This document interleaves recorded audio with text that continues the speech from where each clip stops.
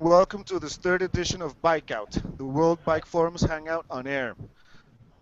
Today's BikeOut will be conducted in English. We want to reach as many artisans as possible, and also because we have an international panel joining us this morning. From Vienna, Austria, we have Florian Lawrence, who works with Smarter Than Car, a think tank dedicated to questions of bicycle urbanism and future urban mobility. Florian leads the urban research between Beijing, China, and Vienna. From the Inter-American Development Bank in Washington, D.C., we have Horacio Terraza, Emergent and Sustainable Cities Initiative Coordinator. The initiative helps intermediate cities in Latin America and the Caribbean in identifying, prioritizing, and structuring projects to improve their environmental, urban, and fiscal sustainability. From New York City's Department of Transportation, we welcome William Vallejo. He's project manager for the DOT and consultant in mobility and urbanism. Joining us from Sao Paulo in Brazil, we have Tiago Benicchio, who works for the Institute for Transportation and Development Policy, the ITDP. He recently joined the institute, but before that, he was the executive director of the cycling association Ciclocidade. He's also been a street activist, blogger, and video maker. From the ITDP chapter for Mexico, allow me to introduce its director, Javier Treviño. He specializes in compact cities management through the design and implementation of public transport systems, non-motorized mobility, and the reduction of car use. Anya Lugo works in Washington, D.C. as Equity Initiative Manager for the League of American Bicyclists. Her efforts are towards making the bike movement reach more women, children, and communities of color. And last but not least, from Fundación Despacio in Bogotá, Colombia, we have Carlos Felipe Pardo, founder and executive director. He's a psychologist and urban planner. He created his organization because he believed it imperative to conduct research on the slow philosophy and apply the results found. Thank you all for joining us. So after this brief introduction, let's get the show on the road, okay? My first question goes out to Florian. Thank you for joining us from Vienna. Smarter Than Car defines many concepts, two of which I like to highlight and have you explain, not only conceptually but also in the practice. Bicycle urbanism and negotiated flow, taking into consideration how chaotic many of our cities are and how everybody is an individual with a very particular mind, and how do we get these things together to work as a whole. Yeah, hi, hello everybody. I'm very happy to be on this global discourse today. It's a great start for the World Bike Forum, World Bicycle Forum. At Smarter Than Car, we are focusing on the term bicycle urbanism because we a few years ago realized that that we have to change our cities structurally if we really want to support active transport and cycling, but increasingly we are also interested in walking, for example, so all forms of transport which go beyond the car-based urban paradigm. So what we understand as bicycle urbanism is basically building or rebuilding a city, rezoning in a large scale, creating high-quality public spaces in a very small scale, with the bicycle as a common denominator in mind, as also as a kind of limiting factor. So, for example, when you only think about trip distances in cities, the goal would be to have the average trip distance reduced in a city so that it's bikeable. So we think that we have to really think in a large scale. We really have to think in also the physical aspect in built form, what surrounds us, and we have to also, as bicycle advocates, we have to enter the planners' minds. And we have to talk to the architects. We have to talk their language. We have to talk to city planners. We have to talk to urban designers. And we have to be able to kind of inspire their daily work so that we are more successful in recreating urban environments for the bicycle. So this would be bicycle urbanism, and on a more regulatory or cycling cultural perspective, we define the concept of negotiated flow. It is coming from our research in Beijing, basically, where we are researching the city of Beijing as a city in the past, which had like around 60% cycling mode share. So that was during the 80s when Beijing was the cycling kingdom. Nowadays, it is, let's say, compared to European standards, a standard cycling city with about 17% or 16% cycling mode share. But back then, you had two-thirds of the population using the bicycle on a regular basis, a very large-scale population, and we always asked ourselves, so why, and how did that come through? You know, or how did people also manage to move with each other? And we realized that there was not so much of an outside control system, but rather the system was very open and people were negotiating with each other all the time. So they were, by having an open system, they were kind of forced to reduce overall speeds, buses, very little individual cars, and a lot of cyclists were basically moving at a slow speed through the city. So we hypothesized that such a system of negotiated flow would actually be really efficient for cities because you can move a lot of people through a space, but without so much of an external control system. It is something what puts like what scares people over here in Europe like completely, you know, because they're like, oh, but then when you don't have like lines delineating different traffic participants, what do you do when you don't have traffic lights anymore? What do you do? But from our observations and experiences in Asian cities, we are certain that this would be a possibility. We are very sure that it's not a possibility what you can just like in an ad hoc way include in a city like Vienna, for example, like in the next week. But we think that it's a very interesting possibility for cities, for centers of cities, or specific stretches of cities. Thank you, Florian. Tiago, you live in Sao Paulo. This is, we know it's a very chaotic city. I haven't had the opportunity to visit. I've been in Rio, but not Sao Paulo. You worked as a filmmaker, a blogger, a street activist, and now you're in the ITDP. Tell us about the hardship of attempting to transform Sao Paulo into a bike-friendly city. Yeah, thanks for inviting me for this hangout and also to discuss with the other folks from other countries. Yeah, I live in São Paulo, which is a very difficult city. It's a city with 20 million people in the metropolitan area, an area of 1,500 square kilometers area. We have 7 million vehicles in the city, which about 5 million are motorized, are cars. So I live in a very difficult city. It's been a city that's been developed in the car-centric model since the 50s, since the 1950s. And we're trying to escape this model because I think in the beginning of this century, everyone felt that it was impossible to live in a city like this. So I'm a journalist. I graduated in 2004. By the time I was a driver for 7 years, and so I was a exclusively driver. So during 7 years in my life, everything I did was just by car. And my graduation project was just studying the mobility, the urban mobility in São Paulo. And I discovered that there is a whole new world beyond car, which for a 25-year-old person in São Paulo, it's not so common by that time. Everyone that had a car in the beginning of the century and for a long time used to stick to the car and doesn't do anything by other means of transportation. So my graduation project was a video called Automobile Society, Sociedade do Automóvel in Portuguese. And after that, I engaged in critical mass movement and also I started a blog called Apocalipse Motorizado. And I started to engage. We didn't have, by that time, we didn't have policies, urban mobility policies. Everything we had in São Paulo was a very car-centric, and also in Brazil.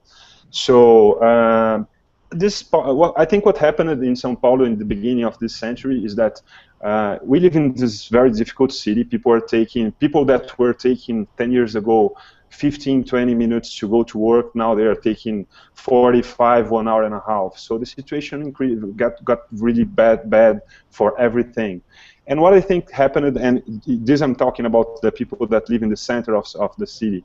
The people that lives in the outskirts, they take like 2 hours and a half, sometimes 3 hours to go to work and 2 hours and a half to go back home.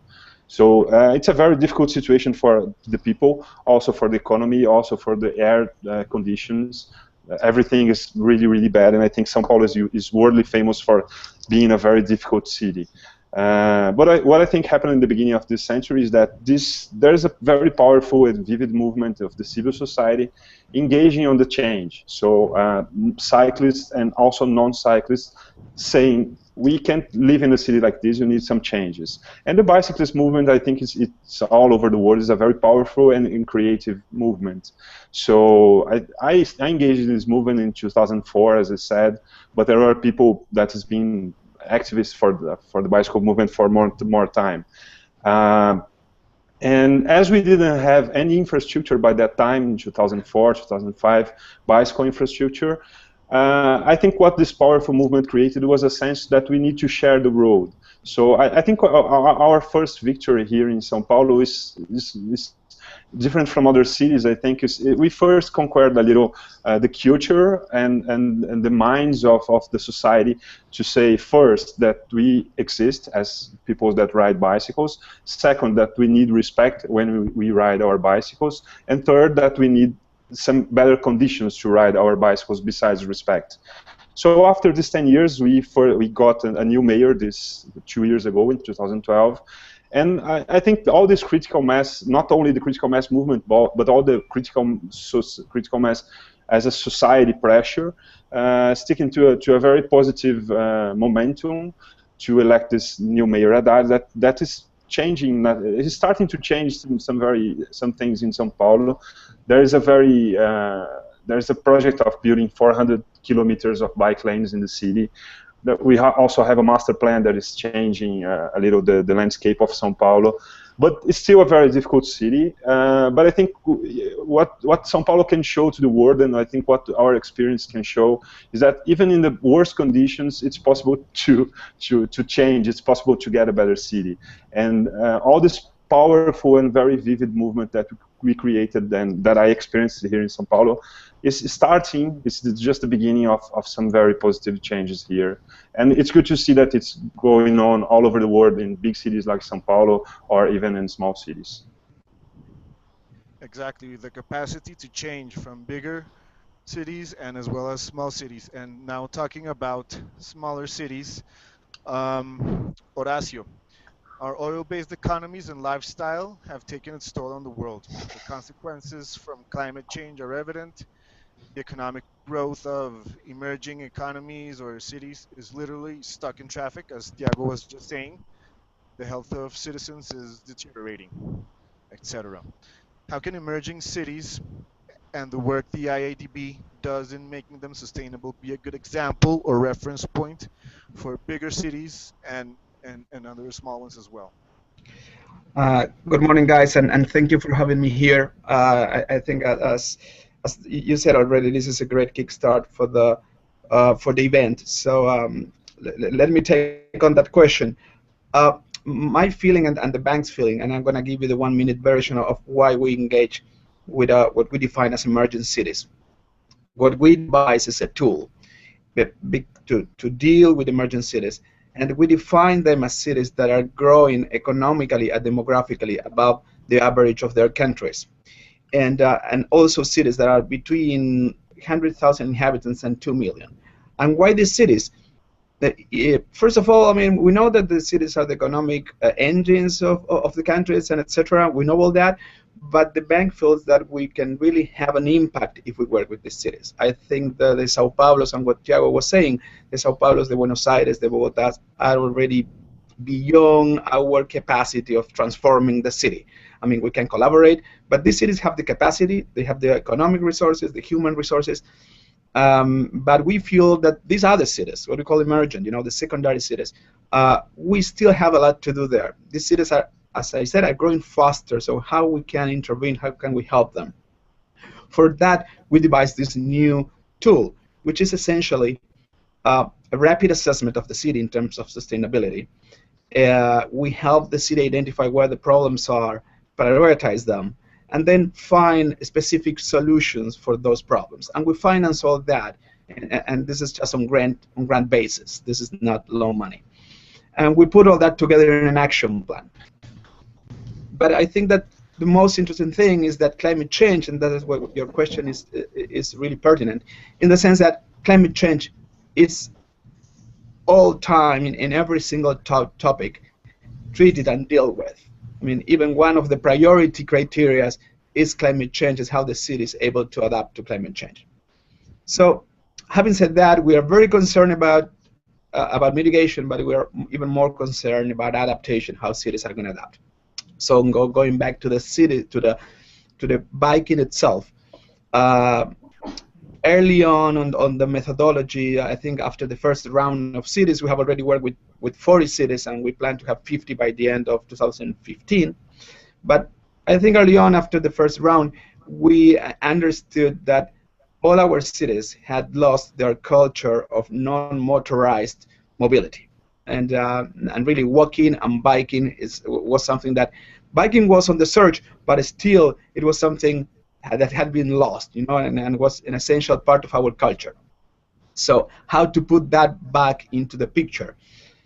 What we are trying to do is in every single city, we try to develop kind of a mobility plan, a general mobility plan, and develop an origin destination survey and matrix, trying to understand how the people are moving, and based on that, promoting the biking system and the walkability.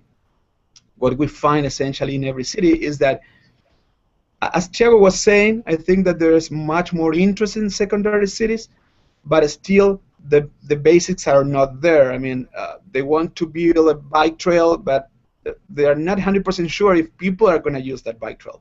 So we try to put the basics. I mean, how people are moving in the city, where they going. I mean, does it make sense to build it there? We want to make sure that that is just more than a fashion, that it is something that people need to use, and that it's going to be an available and usable way of transportation and mobility in the city. So in order to do that, we started with, I think our first city was Mar del Plata in Argentina, and I can talk later on about that in more specific, but that was the first city that we started we joined with Jan Gale and his group, and we developed this non-motorized mobility plan for downtown Mar del Plata. And then, as it was a big success, actually the city started to finance the implementation with their own resources even before our plan was done. We started to replicate that. I wouldn't say in every single city, but almost. I mean, Jan Gale became kind of a partner for us, and we are working now in Jalapa, in Mexico, in Campeche, in Mexico, in Cuenca, in Ecuador, in Asunción, in Paraguay, even in Tegucigalpa, in Honduras. I mean, many cities are joining, and all of them trying to see how they can improve their mobility and their biking system. Thank you, Horacio. You mentioned something about to recover non-motorized transportation, and I'd like to ask Javier, in spite of all the evidence around the efficiency of bike transport, how it can help economies, as Horacio was saying, health and quality of life, the budget for biking infrastructure doesn't seem to reflect this reality. Javier, what do you think lies behind this incoherence? Good question. The first thing I want to say that what Tiago and Horacio stated is correct. There are a lot of things that we should do before implementing cycle paths or cycle ways.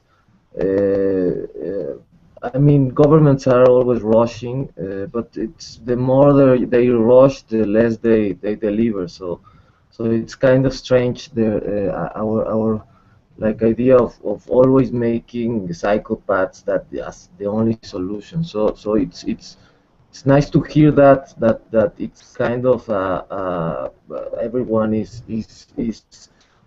thinking more about doing more things. Maybe one of the first thing you should discuss on cities is how you spend budget, because that's the best way of evaluating priorities in the city. And it's easy to talk about the possibility of bicycle policies, of culture, of promotion. But if you don't have a budget on that, it's a way of I don't know, not delivering anything. And we have seen that in all the countries and cities we have been working on. If you don't have this budget priority, it's very difficult to make things. So it's really that's the way we should evaluate. Maybe a good starting point is to set an indicator that because it's always interesting to compare cities, and every country has their own like criteria of budgeting.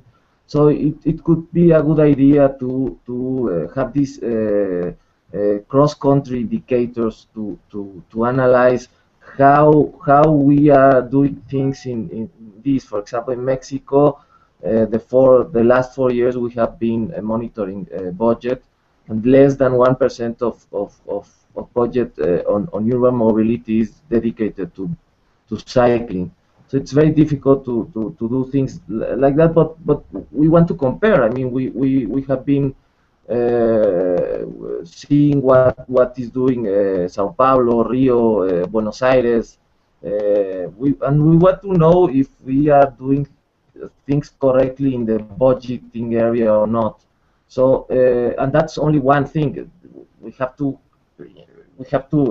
make indicators, more indicators on more things: promotion, education, infrastructure.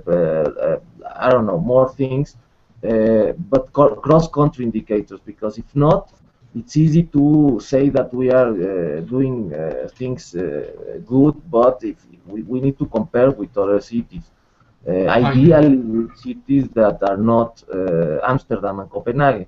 I mean, maybe if we can say to the Mexico City government that Buenos Aires is doing things three times better, they will surely concern.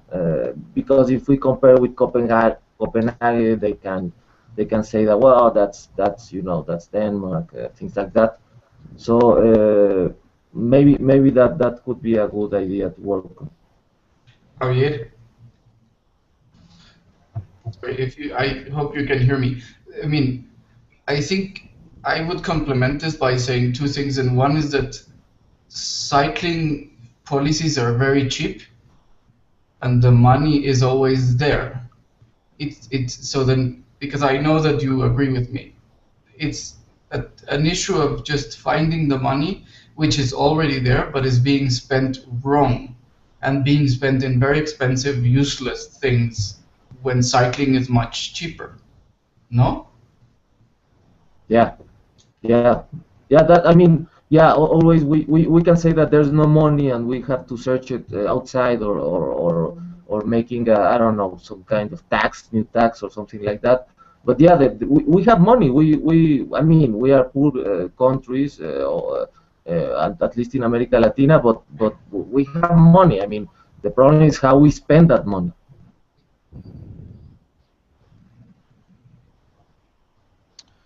Okay, thank you guys. I want to go to New York City now. Um, Maybe we can relate to this money spending issue or something else. William, New York City has had a good run of mayors that have changed urban life dramatically. Mayor Giuliani put the city back in order, and then Mayor Bloom, Bloomberg, sorry, appointed Janet Sadiq Khan. as DOT commissioner. Other cities, for example, Bogota, have enjoyed a good run of mayors as well, but then a couple of administrations, as is the case here, left those advances in bike infrastructure and bike activism aside. Once the political will is gone and the budget goes somewhere else, or I don't know what happens there, how do cities maintain that momentum? What is the role of urbanists and developers in this matter? Okay, good morning, everybody. I'm gonna start by saying that without political will, this is not possible. It's really hard to get it done. So cities cannot lose the politicians that are favoring sustainable mode of transportation. And it's not only a job of the developers, the technical people involved in it. I think people like you and me and all of us who are here talking, that we also do some kind of activism in different kinds of waves and activities. We are responsible to maintain that political will. How? By working together, by assembling groups that promote politicians um, that are hearing our needs, that are also working with us. That was the case of New York City. When Bloomberg last period was ending, there was a lot of, I'm going to say fear, I don't think that's the right word, but fear in the city that all the things that has been accomplished in the past decade were gonna get lost. So people start organizing, and they created different groups of activists and also groups of they're in the United States they're called PACs, which is basically a political active committee. These groups can give support to candidates. And basically, these people, what they did, they reached the politicians that were looking for the mayor's position and all the people in the city council, and they send them out surveys. And depending on the answers, they make a decision of which politicians they will want to help or provide them, yeah, some, not necessarily money. It was more help in terms of helping promote by voice or by social media their campaigns and their ideas to maintain the status quo of the sustainable mobility ideas in the city of New York. And it was very successful. Mayor de Blasio is part of that. It was part of the package that it was selected by the group, and several other candidates that are actually city council members. We have right now the city of New York probably has 10 council members or more that are very, very into bicycles and pedestrians and the need for more livable cities. They bike to city council, they take mass transit, they understand the needs of the population. It's really hard for politicians to find solutions to these problems when they are not actually living them.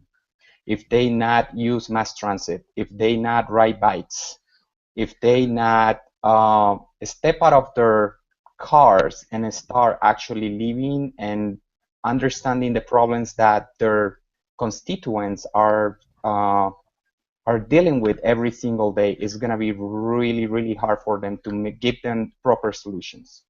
So that's basically what New York City did to maintain the status quo, and we are now working with the mayor's offices is working on a plan called Vision Zero, which is basically we adapted the plan from Sweden, which the idea is that in the year 2024 there should not be any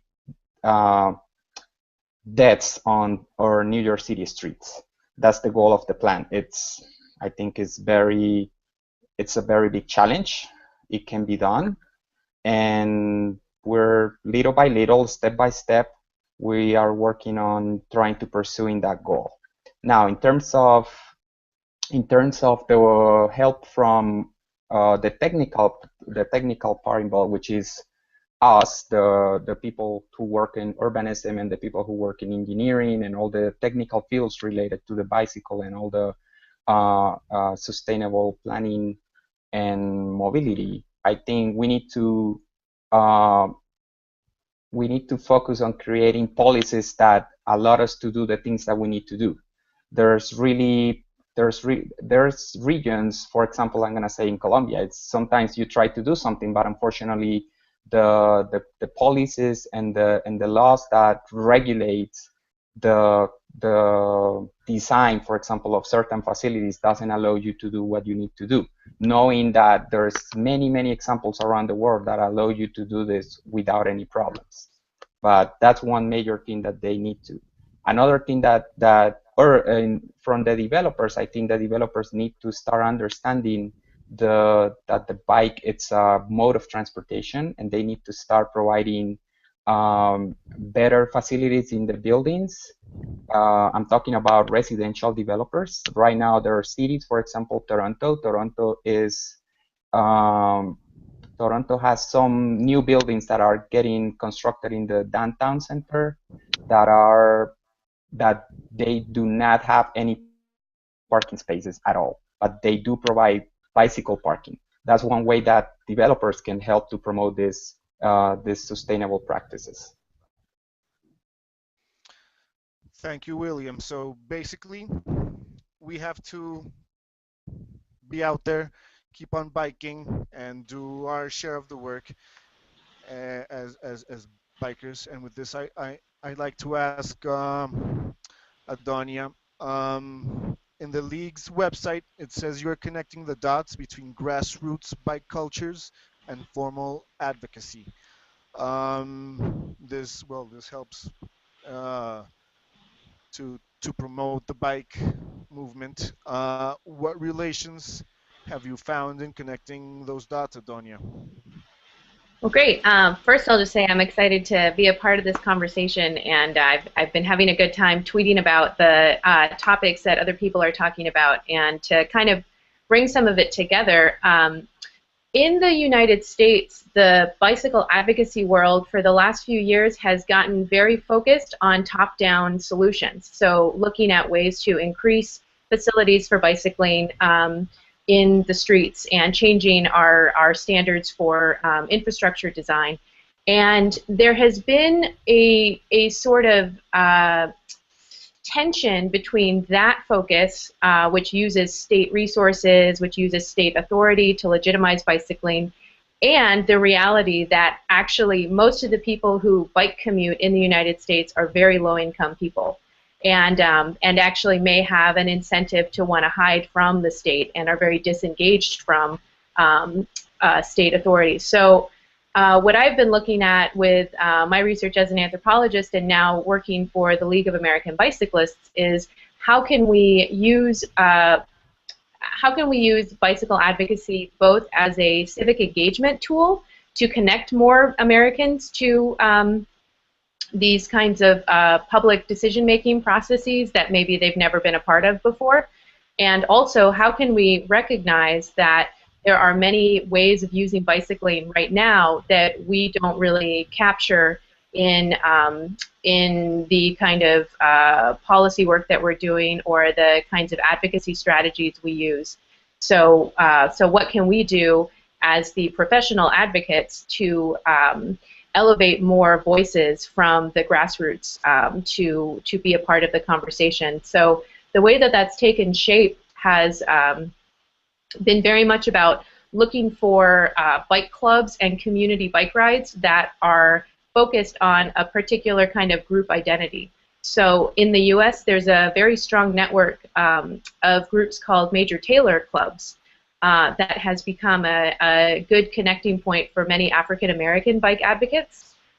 Major Taylor was the best bicyclist in the world. He was like, you know, Eddie Merckx times a million.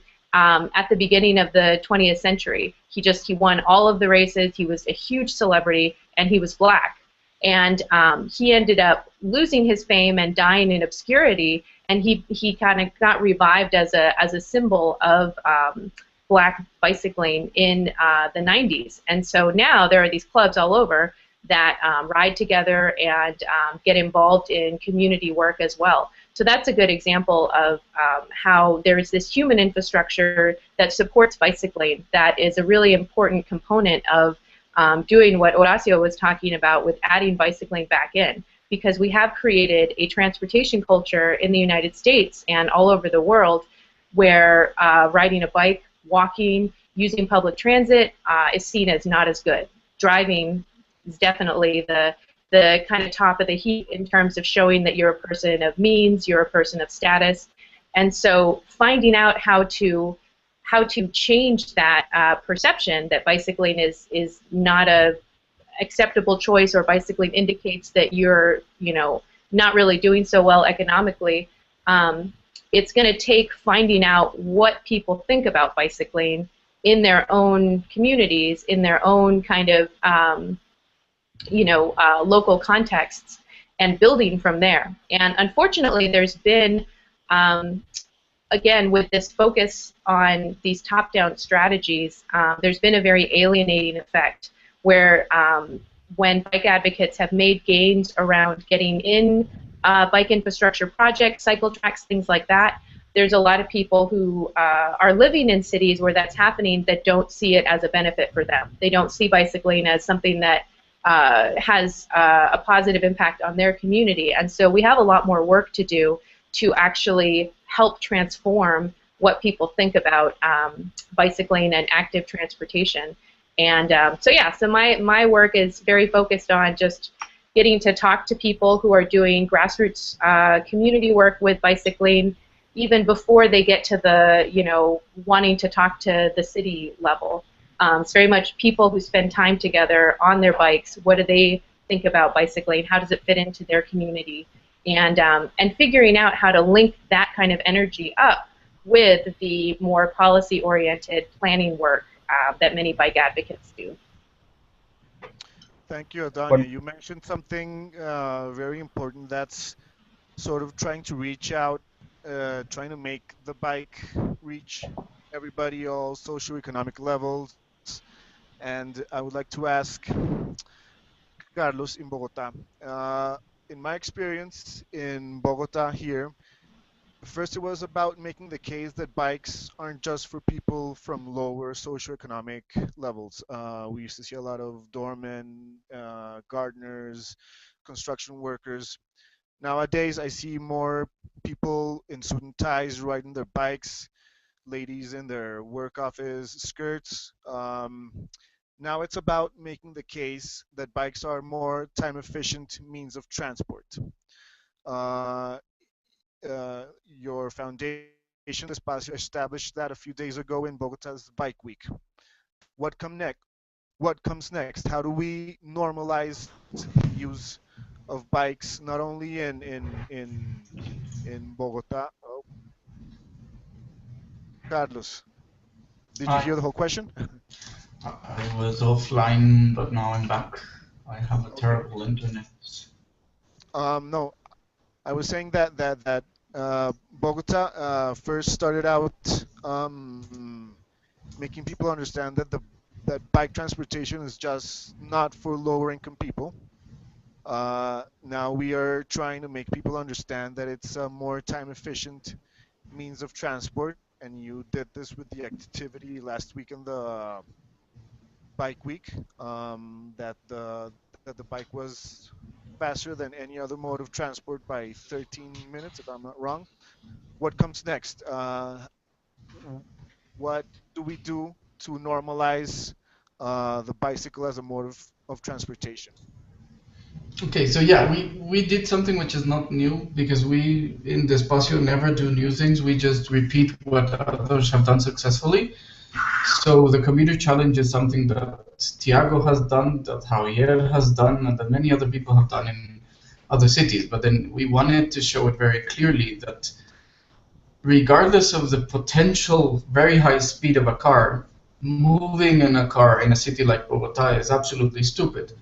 Moving in a bicycle is much more efficient. And then part of what we are doing in Despacio is to show people that they should not think intuitively regarding transportation. So this was one example of how we do this. We want to show people that going on a bicycle can be faster than going in a car because the average speed is much higher. We've also shown people another thing which everybody has done, which is the parking day, and then we wanted to show that a parking space can be used not just by a car, but by many other things. And then we had grass, and this has been done also by many of you as well. And we also had a parking lot with 24 bicycles inside and the folding bikes, just to show again that urban space can be used more efficiently. And we want to continue doing these kinds of things. So we want to make people think, for example, how would they distribute a road?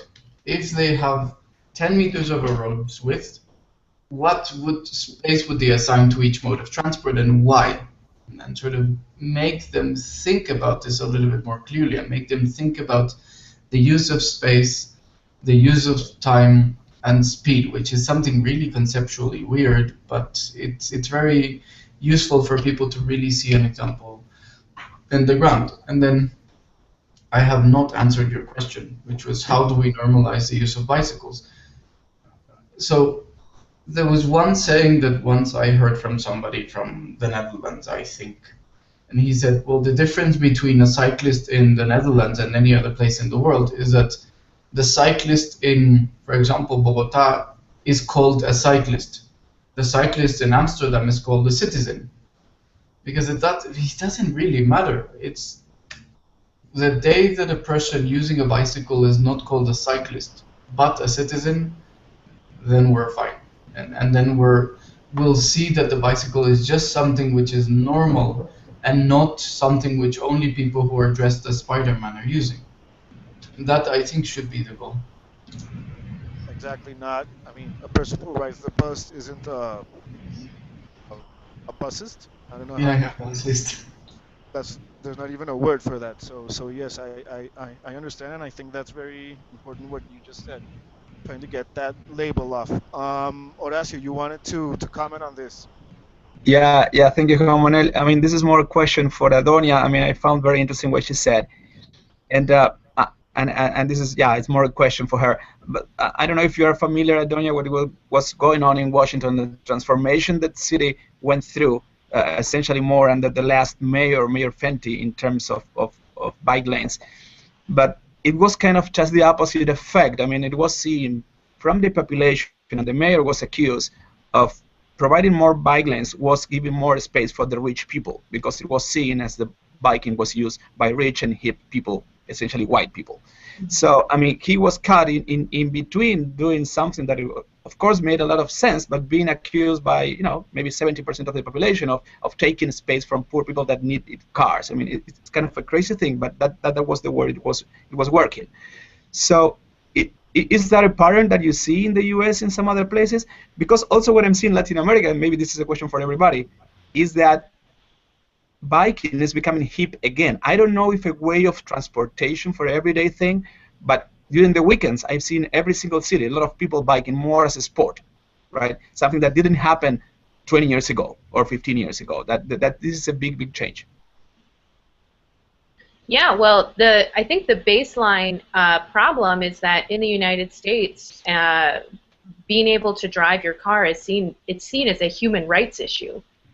You see all kinds of different organizations that are their goal is to empower people living in poverty or immigrants, and they talk about access to a driver's license as a really core issue because people need to be able to access their cars. So when this kind of moral making being able to drive and being able to park into a kind of civil rights or a human rights issue, it can be very difficult to try and reason with people and say, well, actually, the bicycle is a pretty democratic way to get around. You can fit so many more people. There's an emotional tone that comes in because people in the U.S., I mean, with our legacy of racism and classism, being able to own a car is a shortcut to being considered well, first of all, here's the other thing. in terms of who can be safe in public space, there are many people in this country who face more police harassment. They face more, unfortunately, violence from the police. And so, for example, the issues going on right now in Missouri and Ferguson, the core problem there was a young black man who was jaywalking. You know, he was outside of a car. He was vulnerable. So for many people who live in the United States, the more that they're exposed, the more vulnerable they are. And so being in a car is seen as being more safe for that reason. So the challenge in my mind is, how do we both stick to what we know in terms of energy use, what's better for our cities, what's better for our societies, which is giving people more options for biking and walking. But how do we also at the same time respect that for many people driving is a very important pathway to getting to show people that you have made it. So how do we balance the respect for that while also helping to deconstruct it? Right. Yes, Adonia, as Florian said here on the internal chat, creating public space, that's where cycling becomes political. Thank you, Florian, for that comment. Uh, Tiago, you wanted to mention something to Carlos? Yeah, I was about to comment what Carlos and also Xavier and also what something that William said, but then Adonia made some and Horacio also put some good points, and I think I also like to comment very briefly on that. I think Brazil and all the Latin America countries have a very big social and economic gap. So this is one element to probably to understand what's going on with bicycles here, because São Paulo also the biggest usage of bicycles was on the outskirts of São Paulo, and with the economic boom that Brazil is living, all the outskirts and the poor people that lives far on our far places on the city, they started to buy cars and they started to buy motorcycles, and that also became a way to access the city. So it's not just to show people that they reached the point of status in their lives, but also to be more time efficient, because people on the outskirts of São Paulo, if they use the public transportation, they get like 2 hours, 2 hours and a half to reach the city center. And if they have a car or if they have a motorcycle, this time is half. So it's a part of a big and a complex problem. And what happened in São Paulo is mostly that in the last decade, mostly the wealthy people in the center, those are the ones that got stuck in traffic. Those are the ones that that had 3 times more commute time. The people on the outskirts also increase it, but they don't reach the news. So there's this social and economic point is very interesting, and I think it's very complex. But also just a brief comment about what the others said before. I think what what the automobile tried to do is standardize our cities and also our lives and our ways to move around. So when we discover like walking, when we rediscover bicycling, that makes impossible for the knowledge to be top down and to the decisions to be top down. It's very easy for you to build a road and cross the city and doesn't consider what's been around. All the impacts will come after. But when you plan, when you try to include like to make more people walk and also to make more people bike, you have to consider the grassroots of the society. You have to consider the local conditions, the local situations. So it couldn't be top-down decision. Even I agree with William that leadership is very important in our political process. I think it makes a huge difference to have some leaders and politicals trying to move things. But one thing that we also in Latin America shouldn't forget is that civil society have a strong role on that. And our experience in São Paulo is like making the politicals to understand that this is an important issue. After that comes the politicians. It's not the opposite. It's not the politicians say this is important and the society comes after. Thank you, Tiago. Yes, we are responsible for making cities bikeable. It's our responsibility. This has been a great conversation. I had planned for having two questions each, but the conversation led us another way. It's almost time to wrap this up. I would like to have to make one more question in general for everybody, and have you answer in 2 minutes. The same question goes out for everybody, and the question is, um, how do you see the future of the bicycle in the cities? Ladies first, Adonia, please. All right, La Mujer. Um, well, I think that the the the element of the bicycle that always keeps me interested, both as a researcher and as an advocate, as an activist, is the creativity. The bicycle is a machine for creativity, for imagination. You get on your bicycle and you can go places that you can't go in a car. You can go faster than you can when you're just walking, and you can see the little cracks in time and in space where you can kind of take advantage and travel a little faster. It's very exciting. And when you bring that possibility of the bicycle to your thinking, then it helps to provide more kind of innovation around how to solve problems. And so what I see as the future of the bicycle in our cities is that it is a core part of figuring out how we can both have a sustainable city and an equitable city where everybody gets to participate and where we recognize many forms of knowledge and forms of value. Instead of turning our cities into this kind of Disneyland where if you can afford to come into the park, then you have a nice time, but if you can't, well, then we'll pay you shit wages and you can go live in, the suburb 3 towns over. Forget that. No, I think that the bicycle is a core part of the city that actually is created by the people who live in it, and yeah, just the exciting vibrancy that comes with when you're riding fast on your bike through a crowded street. That is to me the essence of the city. Thank you, Adonia. Carlos. What is the future of cycling? Well, if we continue to have more people looking at what we're saying, and if we find out that we have little money and we should spend it wisely, then it's going to have a role. And I think that the fact that we see all these catastrophic potential effects in the environment and the increase in fuel prices and the reduction of many of these resources, and it's going to have a role again, even because it's a crisis or because people change their minds and understand that it's not a toy. Okay, thank you. William, please.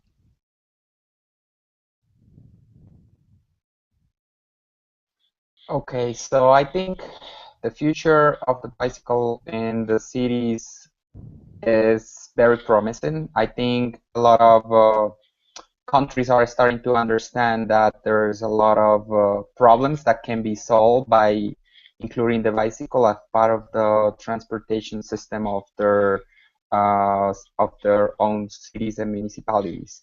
However, I think also we need to move forward us as users. We need to start, as Carlos just said, we need to start giving people the idea that the bicycle is not just a toy to take to a ciclovia on Sundays. That we need to start promoting more bicycle as a mode of transportation, and that you have the option to just use it for transportation. That you don't need to use it for recreational purposes if you use it for a transportation as well.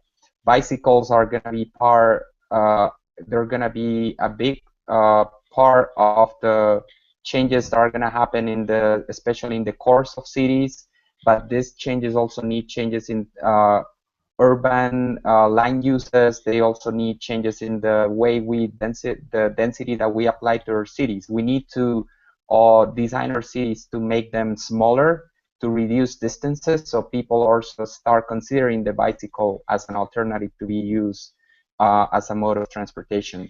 I understand that that's one of the biggest problems right now in cities like New York, for example. Bogota has that problem. I think Ciudad de Mexico has that problem, and I guess Sao Paulo, because I know Sao Paulo is a huge city. I was overwhelmed when I was there, and I think that's one of the major problems that the bicycle has. It's the long distances that users need to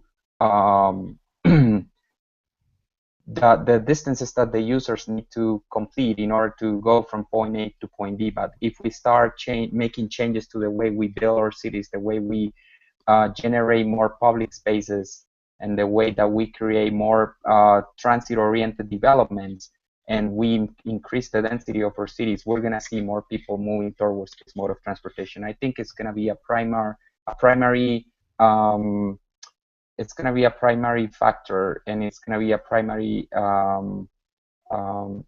it's going to have a primary role in the development of cities in the future. Thank you, William. Florian, how do you see the future of the bicycle in the cities? You're muted. Florian. Okay, there you go. I said, of course, I see the future of the bicycle in our cities very bright, open, and promising. Because of course we have so much to do here. And I agree with Adonia and also William on what you said previously. To me, the exciting thing about the bicycle is that it somehow manages as an object to be like a common reference point for so many different people. You know, like so what we are doing here today, what we like repeatedly realize in events, what we make.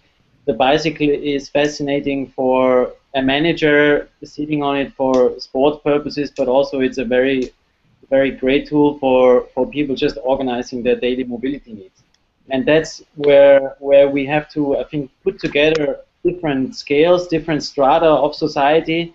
We have to use the bicycle as a strategy to streamline our efforts and to rebuild our cities. Yeah, and I think it's time for some advocacy, like really demanding structural change. I think we have to increase the budget. We have to get the costs right and also the benefits right in international funding structures, such as, you know, when the World Bank allocates money, how can it go more towards active transportation? There's just something wrong with the calculation models. So there is a lot of like really demand what we have to create as advocates, as a global cycling community.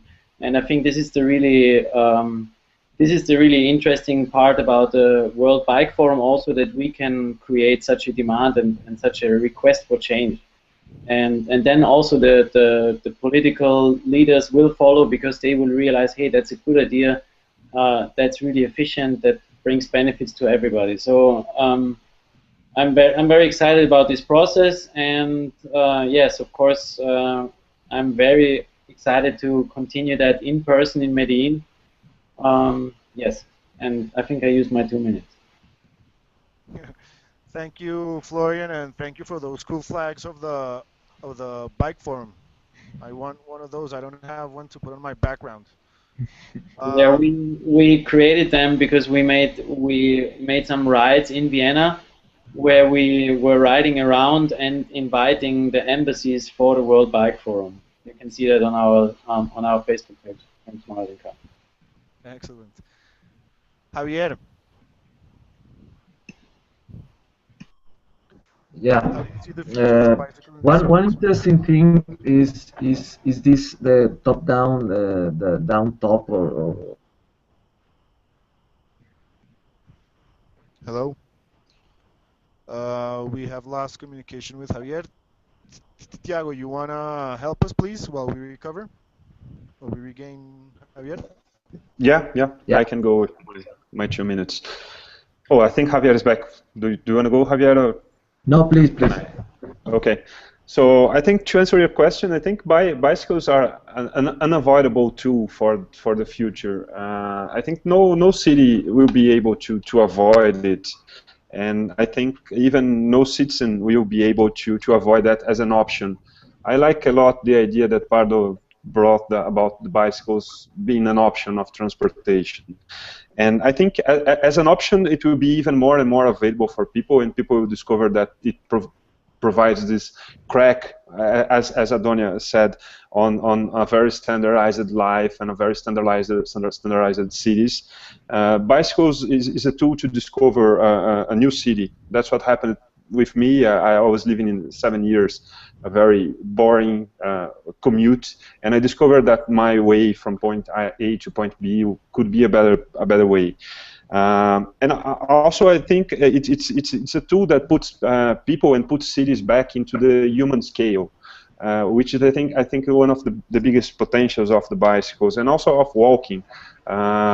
We started to have huge distances and huge buildings, and something that is very out of and also huge speeds that kills a lot of people every year. So what I see is that it's also a very important tool that cities are discovering to put the things back to the human scale, the distances, the time, the proportion of the streets, everything gets back to the human scale.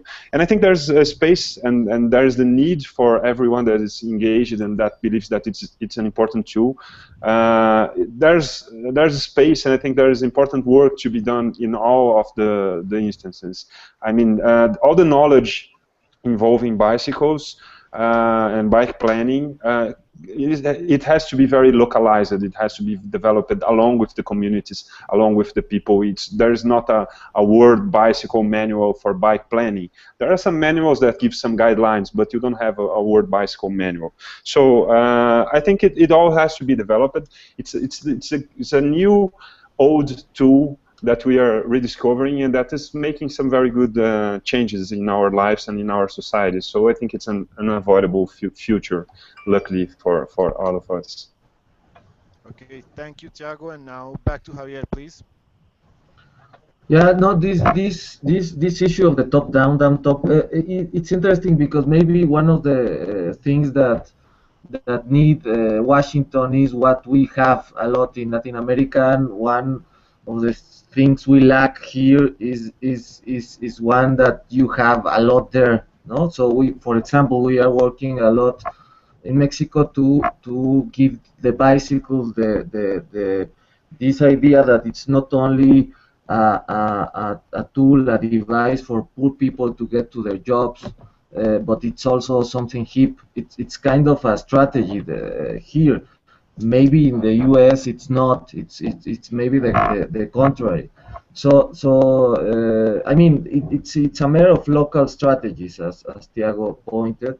So I would refer the same thing that I told the last time, is that we need to make like shared policies, compared policies, and complement each other. For maybe the northern part of Mexico thinks more about the U.S., Texas, California. So maybe we should work together in that.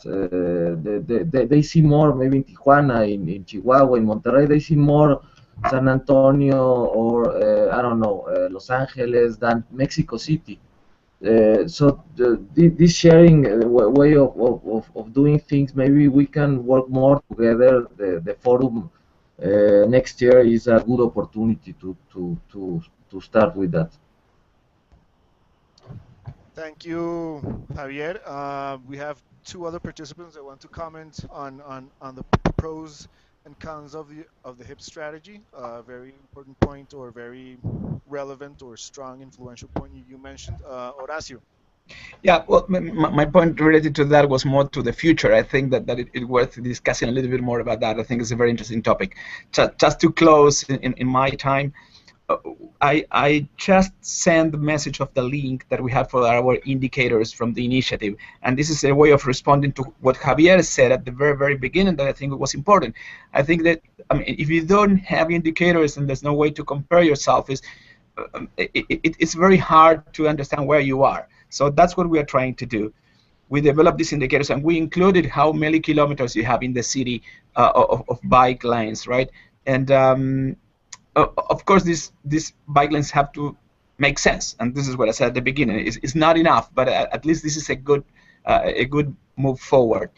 And the same thing for what Javier said about the budget. I mean, it's very important to understand that how much money they are putting into that, how important for them is definitely seen in the budget. Regarding how I see the future, I think is absolutely bright. I feel very privileged to be working with all these mayors and seeing that all these guys see the biking in general as a priority. Not always in the right way, because sometimes technically they don't have the tools, sometimes they don't understand it very well, but it is there, it is in the agenda. So that now that we are talking here and making this meeting, and that these guys are talking and have that in mind, is not by chance. I think has been promoted by all you guys and also from the work of our institutions. So one question that I ask all of them when we start talking about it is, what vision you have for the city? How you see your city in 50 years?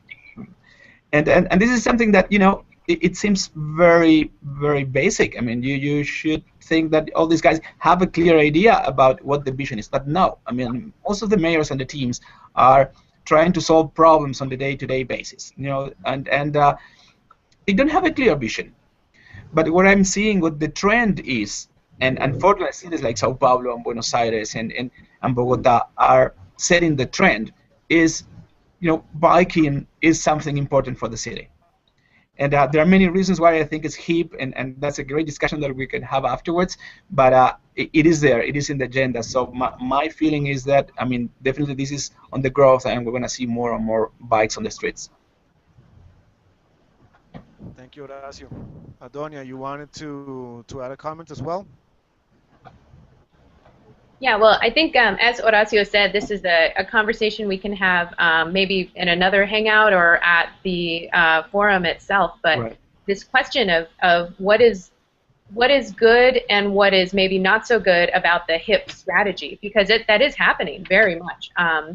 In the United States, cycle chic has been a trendy thing for a few years, and you see bicycles in the window of boutiques. The bicycle is again a kind of symbol of a cosmopolitan lifestyle, and I think that gets to the fact that we do need to see a shift in how we value bicycling. We do, but can we do it in a way that also recognizes the affordability of bicycling? Because there's a funny kind of tension there between having something that is both valued socially, but not have it also have to be very expensive.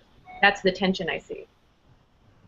Thank you. Florian, you wanted to add something? Well, I think I mean it's a strategy which works for an urban hip population. I think to mainstream cycling into that population. We know it well from Central Europe. It's like to have like really nice posters of people and sexy middle-aged people of both genders, or at least of two genders, cycling in an urban environment. It's a very tested strategy also, and I think some administration or governments they would use that strategy first and like pushing it in another way. But I'm just not sure if in a global context, when we really want to mainstream cycling and want to turn cycling into almost like a human right, where you say like, okay, people should at least have the possibility to be mobile with their bicycles. Like if we take away their possibility to walk and to cycle, so how could they ever do something better in their situation? How can they join like geographical mobility with social mobility? And this is very often the problem, that you have no geographical mobility, thus no social mobility. So I think this chic discussion is good for a segment, but I think that we have to find other ways. We have to really discuss in a more sober way, also like more with numbers and benefits. Like it has to be made very clear what the hard facts are about cycling, and then we have to put it in policy. That's only that. Okay, thank you, Florian. Does anybody else want to add something, or we can wrap the show up? It's been a wonderful conversation.